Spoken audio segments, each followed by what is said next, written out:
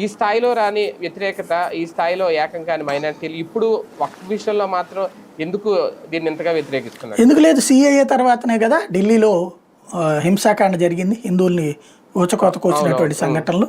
బెంగాల్లో అప్పుడు కూడా జరిగినాయి కదా. ఇప్పుడు ఏమిటంటే మన దేశంలో దేశీయ ముస్లింలు బాధ్యతగానే ఉంటున్నారు, విదేశీ ముస్లింలతో ప్రమాదం వచ్చి పడుతుంది.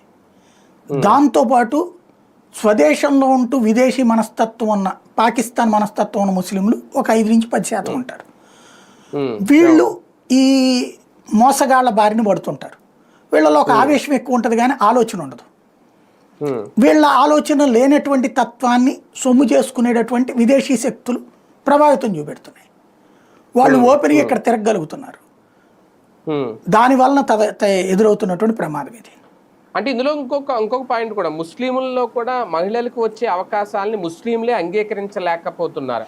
నేను అన్నాను కదా ఇందాకనే, అక్కడ ఎవరైతే ఒక సెక్షన్ హైయెస్ట్గా దాంట్లో అనుభవించినటువంటి వాళ్ళు ఎవరైతే ఉన్నారో వాళ్ళకి మాత్రమే ఇంతవరకు కుదిరింది.